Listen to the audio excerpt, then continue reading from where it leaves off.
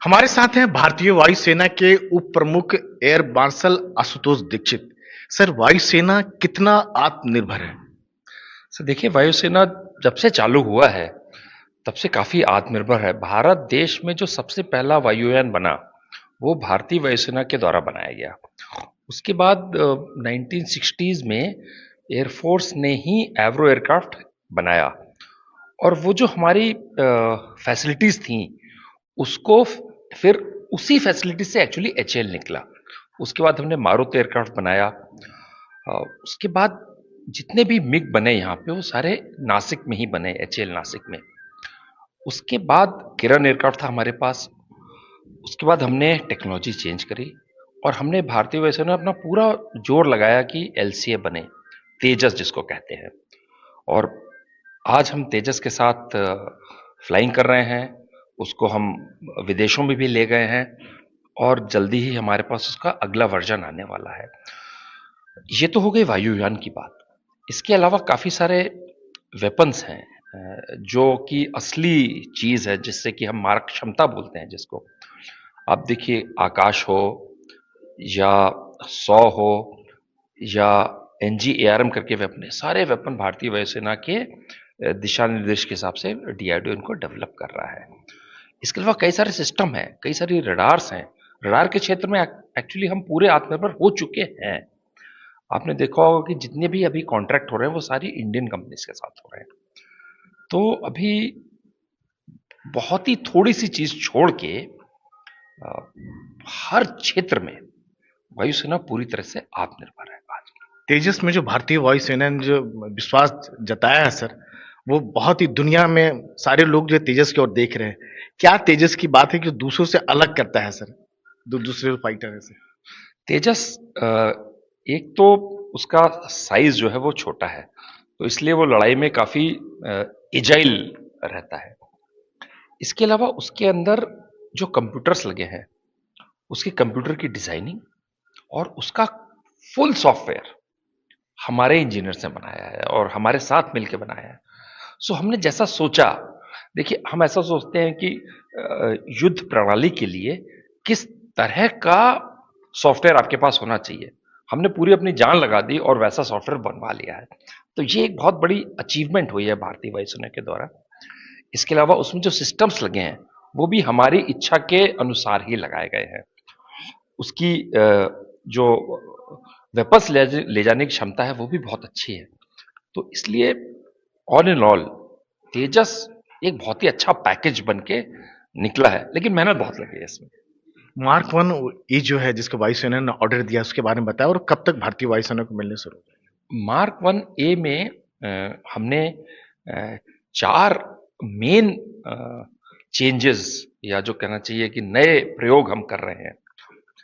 इसमें हम एक नए तरह की रडार लगा रहे हैं, नए तरह का इलेक्ट्रॉनिक वॉरफेयर सिस्टम लगा रहे हैं, उसमें कई नए इंडियन वेपन्स लगा रहे हैं, और उसके अंदर का जो है वो मेंटेनेंस फ्रेंडली उसको हम बना रहे हैं। तो ये चार चीजें हैं। बाकी तो जहाज ऑलमोस्ट सेम है, लेकिन उसके कंप्यूटर्स एकदम नए हो गए हैं क्योंकि वो कंप्यूटर्स थोड़े ऑब्सोलीट हो गए थे। ये इस साल भारतीय वायुसेना के बेड़े में शामिल हो जाएगा, और मतलब हमें थोड़े ही दिन में ये आप इसकी फर्स्ट फ्लाइट भी देखेंगे तेजस मार्क वन की कैसे होती है। सर, जो देसी वेपन सिस्टम है सर, हथियार की बात करें, जहाज की बात करें, तो ये कितना भरोसेमंद है? और जो चुनौती भारतीय वायुसेना के सामने है, क्या उसको सामना करने में पूरी तरह सक्षम है सर? टू फ्रंट की बात होती है, कई तरह की बातें निकल के आती है। सो जो भी वेपन सिस्टम हम लोग इंडक्ट करते हैं उसको हम काफ़ी टेस्टिंग ट्रायल करते हैं। इसीलिए कभी कभी क्योंकि हमारे पास उतने रिसोर्सेज नहीं होते हैं तो थोड़ा टाइम ज़्यादा लग जाता है। लेकिन जो भी सिस्टम हम लेते हैं वो हमारी रिक्वायरमेंट के अनुरूप होता है, पूरी तरह से उस रिक्वायरमेंट्स को मीट करता है, तभी हम उसको अपने यहाँ शामिल करते हैं, नहीं तो उसको हम डेवलपमेंट मोड में ही रखते हैं।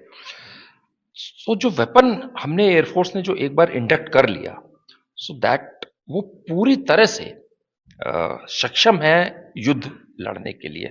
इसमें किसी को भी किसी भी प्रकार को कोई शक नहीं होना चाहिए।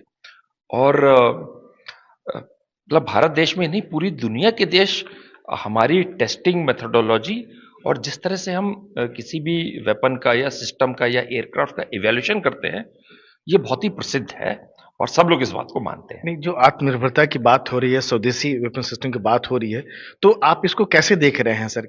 मतलब बाहर के विदेशों की तुलना में वेपन सिस्टम ये सब कैसे हैं सर? ये हमारे विदेश में बने हुए हथियार। मतलब एकदम टक्कर के हैं।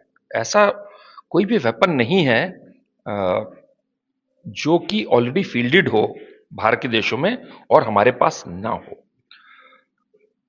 अब आपको जैसे कोई नए तरह का आजकल नए तरह के लॉन्ग रेंज वेपन का जमाना धीरे धीरे आ रहा है, क्योंकि ये रशिया यूक्रेन के बाद से हम भी उसके ऊपर बहुत फोकस कर रहे हैं।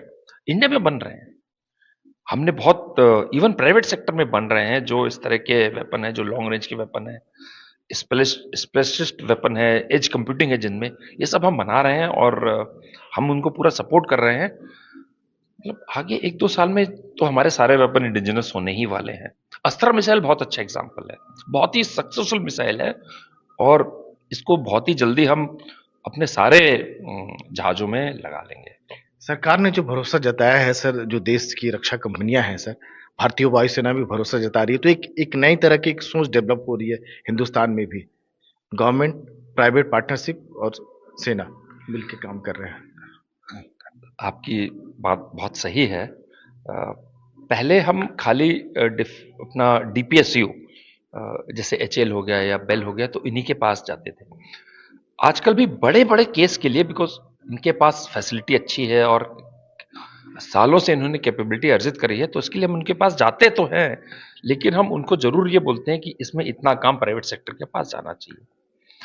अभी हमने 2021 में C295 का कॉन्ट्रैक्ट साइन किया था, जिसमें कि भारतीय वायुसेना ने बहुत प्रयत्न करके ये किया कि ये जो जहाज है ये भारत देश में बनना चाहिए और आज वो साक्षात हो रहा है। बड़ौदा में टाटा कंपनी इसको बना रही है। इसके अलावा कुछ और 2-3 अभी रिसेंट हमने केस करे हैं। एक तो एयर डिफेंस गन का CIWS है, वो हमने LNT के साथ किया है। हाई पावर रडार भी LNT के साथ किया है। तो इससे आपको ये समझ में आना चाहिए कि सरकार का, मिनिस्ट्री ऑफ डिफेंस का और भारतीय सेना का, वायुसेना का पूरा भरोसा इन लोगों के ऊपर है और आगे भी रहेगा, ऐसी मेरी उम्मीद है। सर, एक एक बड़ा सवाल है कि जो भारतीय वायुसेना के स्क्वाड्रन की जो बात होती है, जो हमारी ज़रूरत है उसकी तुलना में बहुत कम है, अगर लेस बात करें, तो इसको कैसे देखते हैं? हाँ, थोड़ी स्क्वाड्रन की संख्या में कम है, लेकिन हमने काफ़ी अपग्रेड किया बीच में। MiG-29 को अपग्रेड किया, मिराज 2000 को अपग्रेड किया, आगे चल के Su-30 को अपग्रेड करेंगे, लेकिन गिनती फिर भी चाहिए। तो उसके लिए तो हमने LCA मार्क 1 का एक कॉन्ट्रैक्ट कर लिया है। दूसरा कॉन्ट्रैक्ट का हमें करने के लिए अप्रूवल मिल चुका है, जिस पे हमने काम चालू कर दिया है। इसके अलावा हमने HAL को बोला है कि आप कम से कम 24 जहाज एक साल में प्रोड्यूस करके दीजिए हमें। आज की तारीख में वो 12-13 जहाज प्रोड्यूस कर सकते हैं। HAL पूरे जोश के साथ लगा हुआ है, नासिक में भी वो LCA बनाएंगे। तो एक बार जब ये 24 जहाज हो जाएगा तो मे भी अगले 5-6 साल में हमारी गिनती काफ़ी ठीक हो जाएगी। इसके अलावा एक हम MRFA वाला केस भी कर रहे हैं, क्योंकि अगर ये 24 करेंगे तो भी हम 10 साल में अपनी जो हमें क्षमता चाहिए उस पर पहुंच नहीं पाएंगे। तो वो केस भी कर रहे हैं। तो अगर वो हो जाता है तो फिर अगले 6-7-8 साल में हम अपनी पूरी संख्या अचीव कर लेंगे। जो कहा जाता था कि पहले पार्लियामेंट कमेटी की रिपोर्ट भी थी कि जो हमारी ज़रूरत है 42 स्क्वाड्रन की बात थी सर। तो कब तक आपको लगता है कि भारतीय वायुसेना को 42 स्क्वाड्रन लड़ाकू विमान जो है मिल पाएंगे सर? मेरे हिसाब से अगर सब कुछ प्लान के मुताबिक चलता रहा तो 2032 की हम बात करते हैं, वहां तक हम 42 स्क्वाड्रन तक पहुंच जाएंगे। एक अंतिम सवाल कि जिस तरह के सिनेरियो है, अगर बात करें सर अपने आसपास पड़ोस का, अगर देखें तो टू फ्रंट की आती, तो उसके लिए भारतीय वायुसेना का रोल बड़ा इंपॉर्टेंट होगा सर। तो उसके लिए कितना तैयार है भारतीय वायुसेना, जो चुनौती जो है? हम तो चुनौती के लिए हमेशा तैयार रहते हैं। भारतीय वायुसेना जो है जनरली फर्स्ट रिस्पॉन्डर होता है, क्योंकि वायुयान को दूरी पता नहीं लगती है, इसलिए तो हमारे प्लान्स रेडी हैं। एक्चुअली लड़ाई उसके इंटेंट के साथ है, हम इंटेंट पे लड़ाई करना चाहते हैं। और जो हमारे प्लान्स हमने बना रखे हैं, हमें पूरा भरोसा है कि हम जो देश हमसे उम्मीद कर रहा है, हम उसकी उम्मीद को पूरा करने में जरूर खरे उतरेंगे। चाहे सिंगल फ्रंट हो, चाहे टू फ्रंट हो, चाहे कोई फ्रंट हो। चाहे कोई भी फ्रंट हो, चाहे कोई भी फ्रंट हो, चाहे एचएडीआर की बात करो आप, चाहे सिंगल फ्रंट की बात करो, टून फ्रंट की बात करो या आउट ऑफ एरिया की बात करो, हम सब में सक्षम है। तो भारतीय वायुसेना के उप प्रमुख जो है एयर मार्शल आशुतोष दीक्षित का कहना है कि भारतीय वायुसेना जो है हर तरह की चुनौती का सामना करने के लिए पूरी तरह तैयार है।